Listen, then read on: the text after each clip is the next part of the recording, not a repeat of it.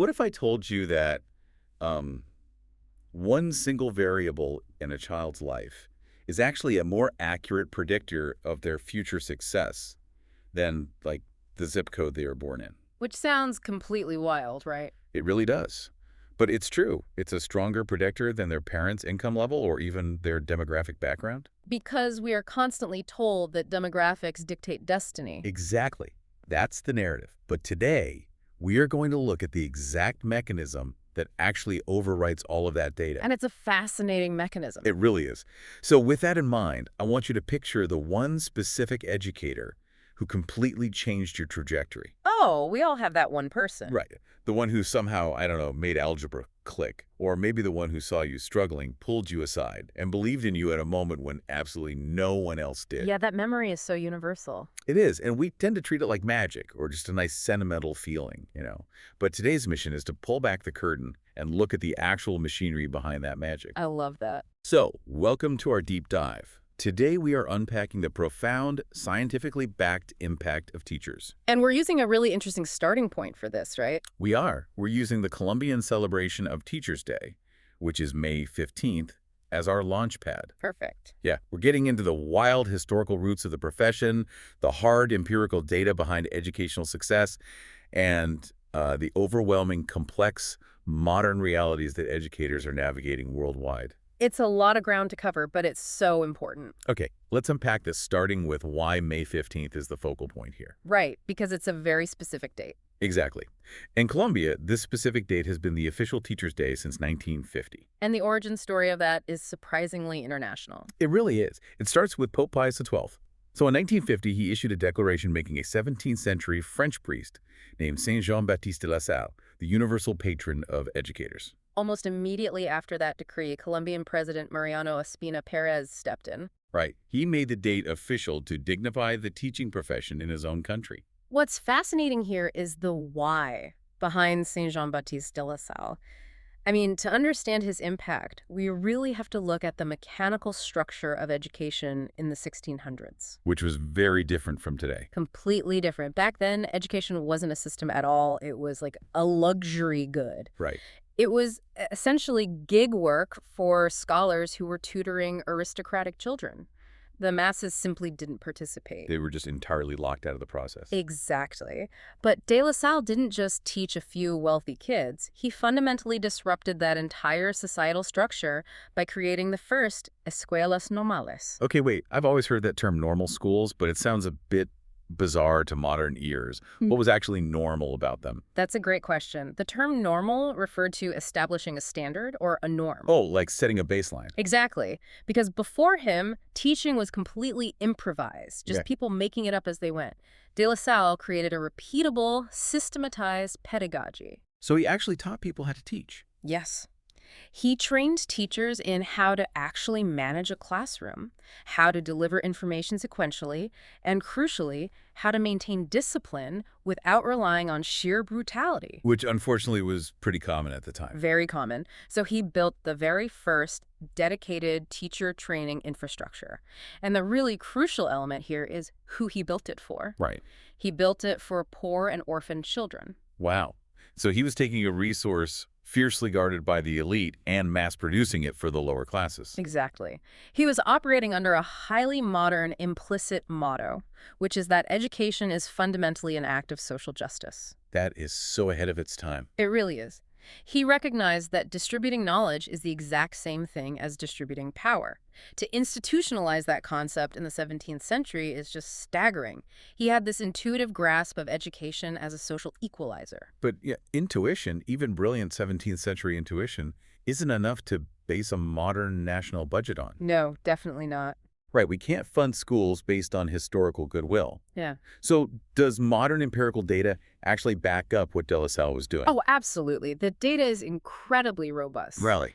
Yeah, when researchers conduct large-scale international analyses, specifically looking at reports from UNESCO and the OECD's TALIS project, the variables become very clear. And TALIS stands for the Teaching and Learning International Survey, right? Yes, exactly. And TALIS actually surveys hundreds of thousands of teachers and school leaders across the globe to measure working conditions and learning environment. That is a massive sample size. It's huge, and the pattern is undeniable.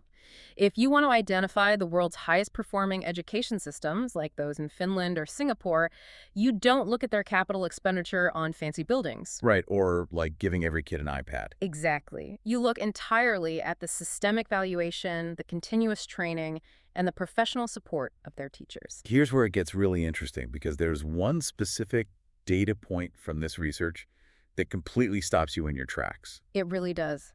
When statisticians run predictive models for student success, they consistently find that having a highly effective teacher over consecutive years is a better predictor of a child's future academic and economic success than the socioeconomic status of their own parents. It's a huge finding. But hold on, I need to challenge this TALIS data, because that sounds almost dangerously idealized. Okay, how so? Well, think about it. If a kid goes home to a food desert and they have parents working triple shifts, housing instability, and like chronic neighborhood stress. Right, the reality of systemic poverty. Exactly. How can a 45-minute math class possibly compete with that reality? Are we just romanticizing the profession? And it sounds romantic until you look at the cognitive neuroscience behind what an effective teacher is actually doing. Okay, let's look at the neuroscience then. If we connect this to the bigger picture, the teacher isn't just delivering math equations to compete with poverty. That would be impossible. Yeah, math alone won't fix housing instability. Right. The mechanism of action here is neuroplasticity and the development of executive function. A highly effective teacher actively alters a student's cognitive framing. How do they do that?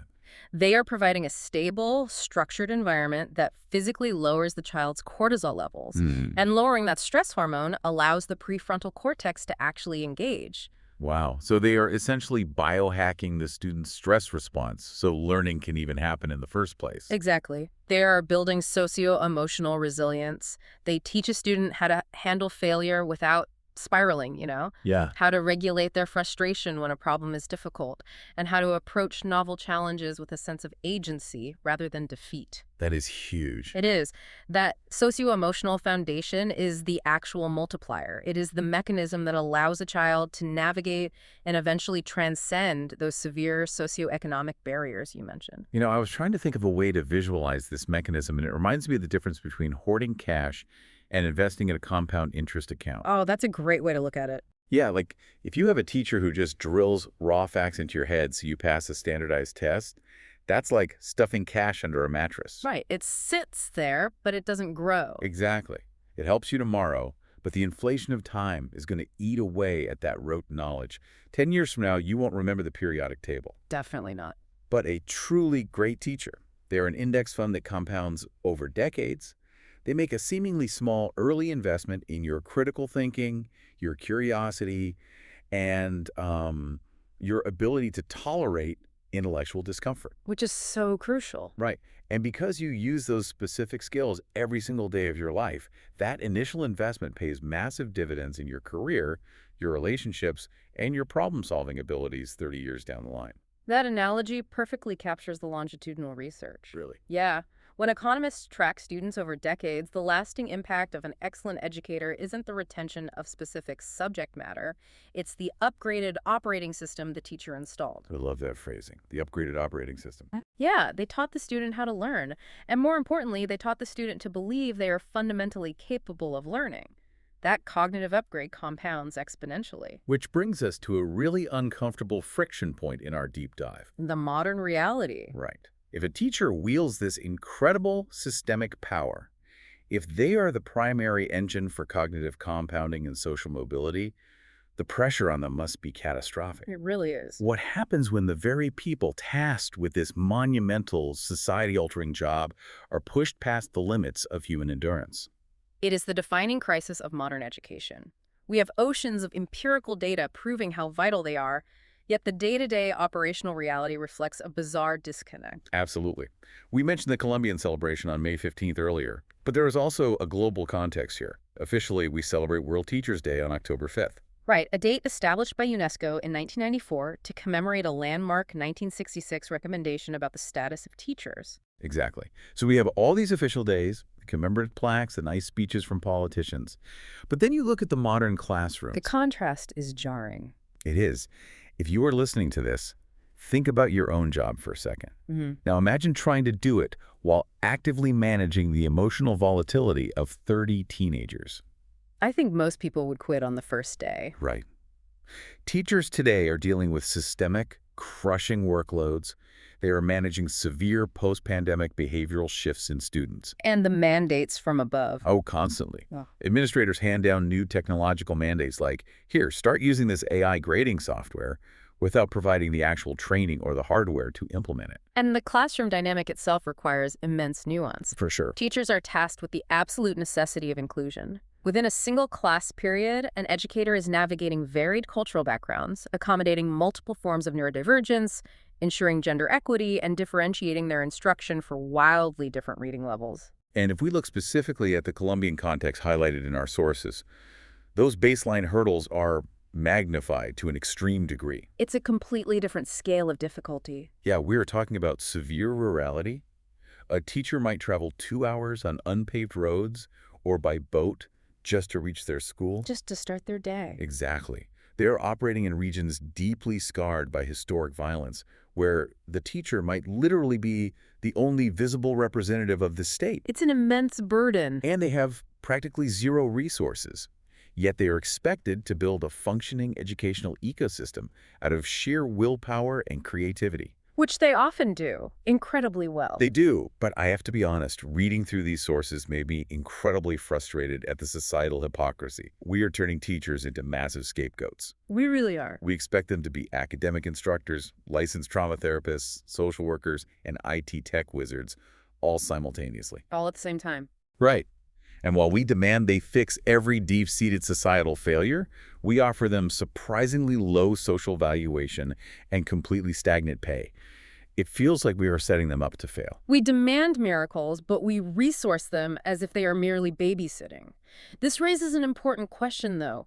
What are the actual measurable consequences of this systemic hypocrisy? Yeah, what happens when it all breaks down? The 2021 OECD data gives us a very clinical, very sobering answer. They measured teacher well-being and cross-referenced it with student outcomes. And what did they find? It is a direct one-to-one correlation. If a teacher is highly stressed or experiencing burnout, their pedagogical effectiveness immediately drops and student motivation plummets right alongside it. You know, people always use that dramatic cliche, you can't pour from an empty cup, but that doesn't really explain what's actually happening in the classroom. What is the actual mechanism of burnout? Think of teacher burnout like a smartphone with a severely degraded battery. The internal processor is still brilliant, the software is top tier. But because the battery is failing, the device forcibly throttles its own performance just to keep the screen on.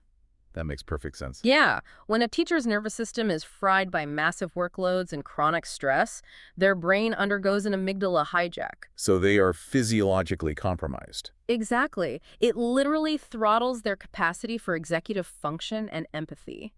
They lose the cognitive bandwidth required to notice the subtle micro-expression of a student who is secretly struggling. Because they're just trying to survive the day. Right. They lose the energy to take pedagogical risks or design creative lessons. They are reduced to survival mode, just reading off a script to get through the 45 minutes without a collapse. They're just surviving the period without a mental blue screen of death. That's a very accurate way to put it. So it's not just a matter of, hey, let's treat teachers better because it's the morally right thing to do. The hard data dictates that you physically and cognitively cannot get peak student performance from a throttled, burnt-out teacher. It is scientifically impossible. How can any society realistically expect the closing of socioeconomic gaps, that compounding cognitive interest we discussed, without first ensuring the psychological and professional support of the educators doing the work? We can't. Yet we tend to treat teacher burnout as a personal failing. Like, Yeah. oh, I guess they just couldn't handle the kids. Which is incredibly unfair. It is. The data frames it entirely as a systemic failure of the institution. But we aren't going to just leave this deep dive on a bleak note about throttled batteries and impossible expectations. No, we have solutions to talk about. Exactly. Because the incredible thing about the OECD and TALIS data is that it provides the exact blueprint for how to solve the crisis. The evidence is actually highly prescriptive. We know the mechanical fixes that improve educational outcomes. It boils down to 3 core pillars: What are they? fostering teacher collaboration, granting professional autonomy, and providing robust institutional support. Okay, let's break the mechanics of those down. Fostering collaboration. That doesn't just mean letting teachers chat in the break room over lukewarm coffee, does it? Far from it. It means restructuring the school day so teachers are not isolated islands in their own classroom. Which they usually are. Exactly.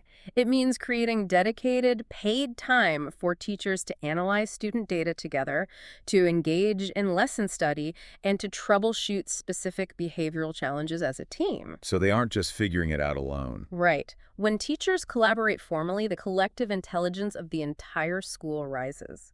A first-year teacher instantly gains the pedagogical wisdom of a 20-year veteran. That's amazing.